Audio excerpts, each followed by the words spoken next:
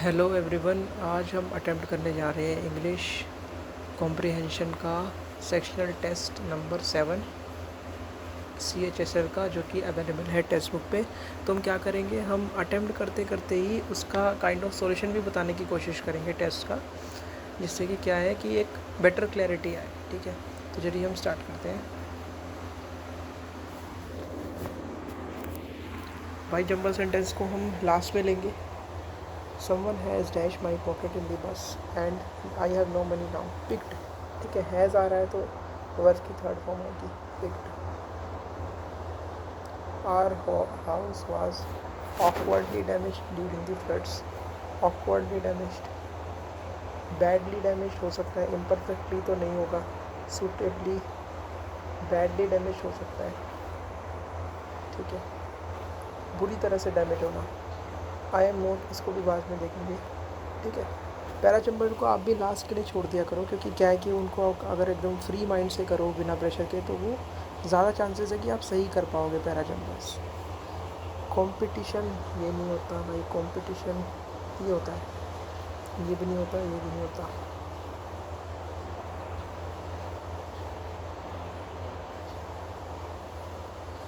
Your love for junk food can play dash for your digestive system, so desist from it.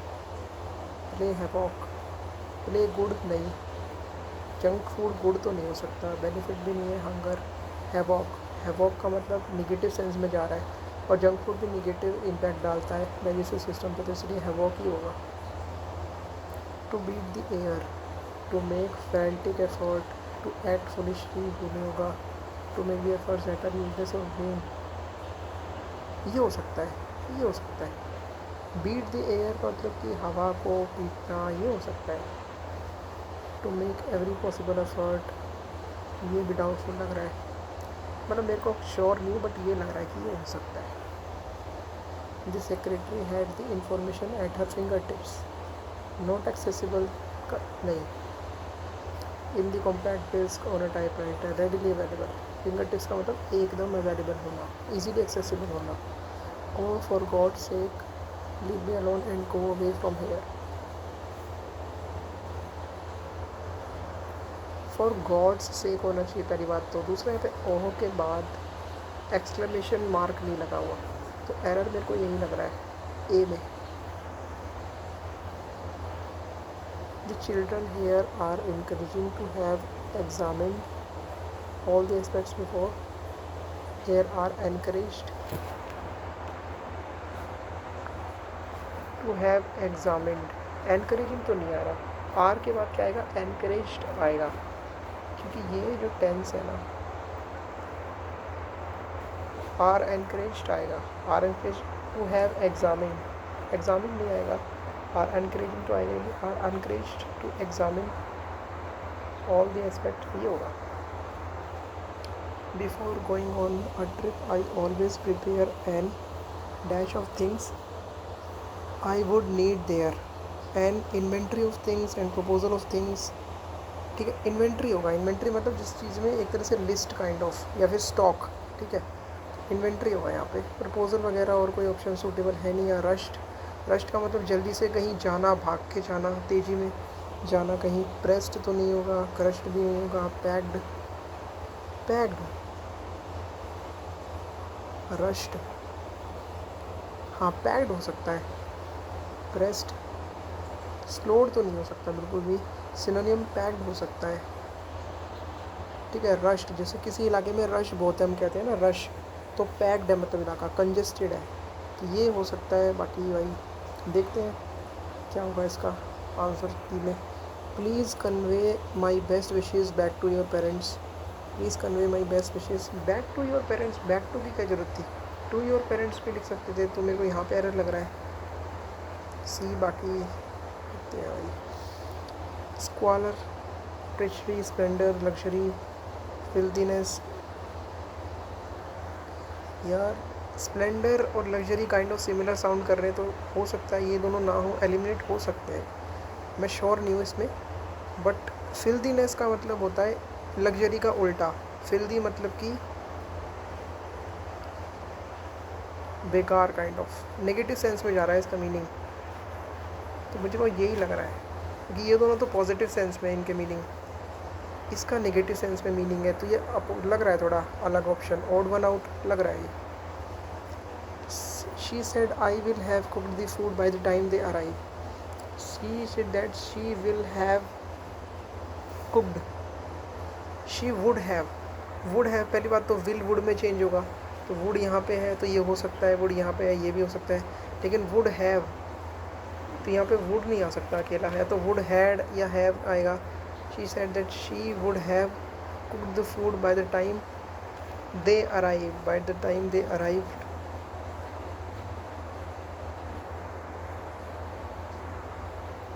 Arrived ये होना चाहिए मेरे हिसाब से, by the time they arrived.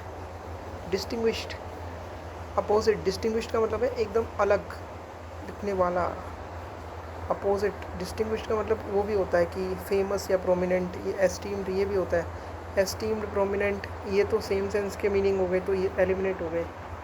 Infamous, infamous, infamous का मतलब होता है बदनाम या कुख्यात, इसको शुद्ध हिंदी में बोलते हैं कुख्यात, तो इसका अपोजिट यही होगा infamous. Reverence, reverence, reverence, reverence, reverence का शायद ये होता है मीनिंग। डेफायंस, स्कॉर्न, इसका नहीं पता यार, चांस नहीं लेते, तुक्का नहीं मारेंगे इसमें। By tomorrow evening my uncle Ravi would reach the United states,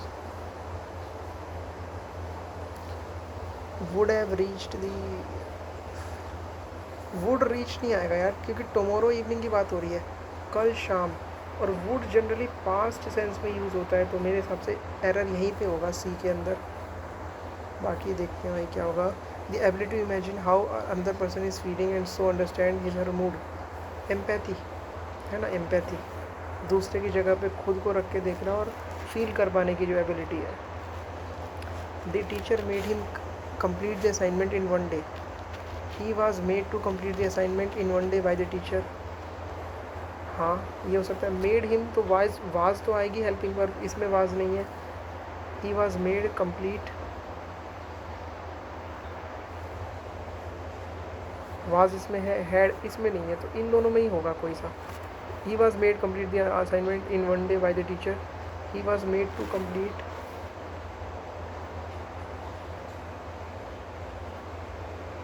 he was made complete आना चाहिए शायद, he was made to complete,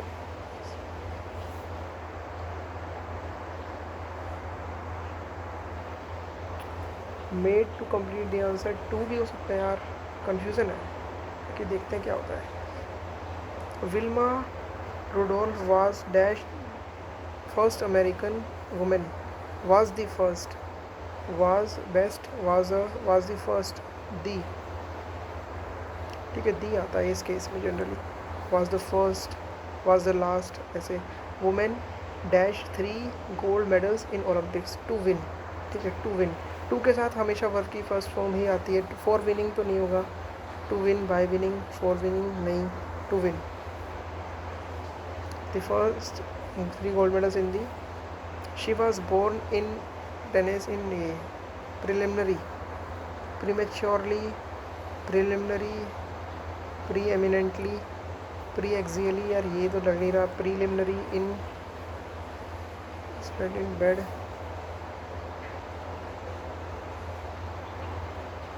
prematurely may B,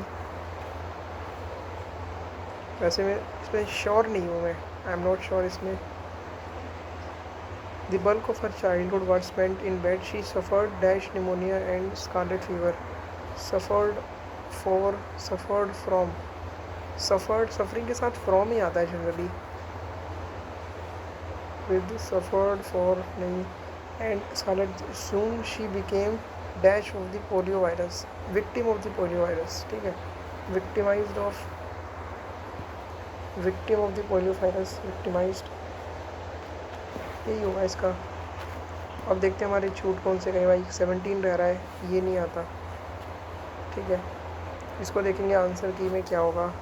I am not a Republican and I don't even consider myself an Republican, तो CDAB पहले check करते हैं भाई, I am not a politician, not even a student of politics. In fact, I am not a student of much of anything. Say about D. I am not a Democrat. A. I am not a Republican and don't even consider myself an American. If you and I were American, there had been no problem. ये किस तरह की बातें हो रही है इसमें? ABCD. I am not a Republican and I don't even consider myself an American. If you and I were American, there would be no problem. There should be no problem. I am not a politician, not even a student of politics. In fact, I am not a student of much of anything. I am not a Democrat.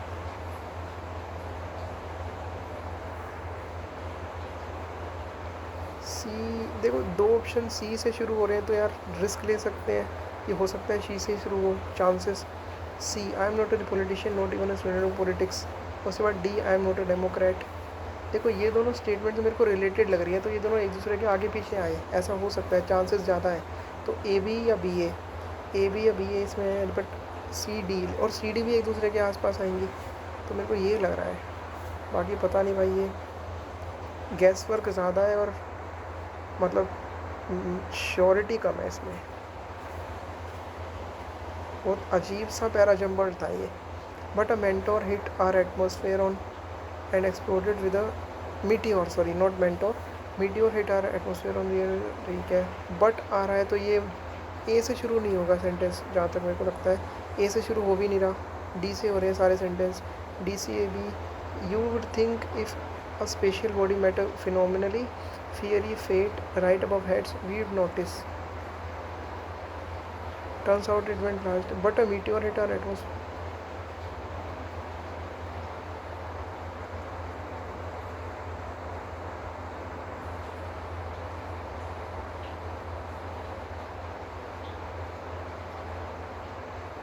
अच्छा अभी कह रहा है कि हाँ तुम्हें लगता होगा कि हम नोटिस करेंगे, लेकिन एक मीटियोर ने हिट किया और वो अनडिटेक्टेड चला गया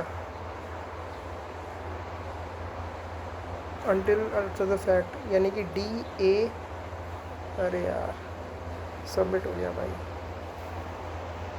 तो यहाँ पे हमारे यार 22 सही रहे, एक गलती हो गई और एक तो हम दो से छूट गए यार। तो एक्यूरेसी 95 इस बार ठीक ठाक बन गई, एक्यूरेसी अच्छी बनी है। तो हम एनालिसिस कर लेते हैं कि हमारा कौन सा गलत हुआ और कौन से छूट गए। तो ये हमारा छूट गया था, तो हम इसका, मैं क्या मार्क कर रहा था इसका, मैं इसका मार्क करने वाला था D A B C, D A B C, D A B C नहीं गलत होता भाई ये, तो डी ए सी बी है यार इसका, D A C B, D A C B.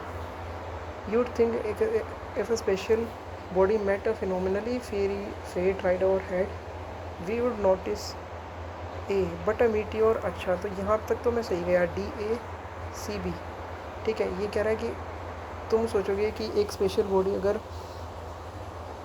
हमारे हेड के ऊपर से एक फिनोमिनली फियरी फेट को मीट करे, मतलब कि यानी कि एक्सप्लोड वगैरह हो, तो हम नोटिस करेंगे। लेकिन इन्होंने कहा लेकिन हमारे एक मीटियोर ने हिट किया एटमॉस्फेयर को 18 दिसंबर 2018 को और एक्सप्लोड किया बहुत फोर्स के साथ, जिसमें कि 10 गुना ज़्यादा एनर्जी थी, 10 गुना ज़्यादा एनर्जी थी हिरोशिमा एटॉमिक बॉम्ब से, लेकिन वो फिर भी अनडिटेक्टेड गया, D A C B. It wasn't discovered by the NASA scientist until after the fact. अच्छा उसके बाद भी डिस्कवर नहीं हुआ। टर्न्स आउट, मतलब ऐसा लगता है, it went largely undetected because it took place over the Bering Sea in an area that was close but not directly on the path of commercial lines planes flying between the. अच्छा यानी कि वो ऐसे area में explore हुआ जहाँ पे जो कि डायरेक्टली किसी कमर्शियल प्लेन के पाथ में नहीं था।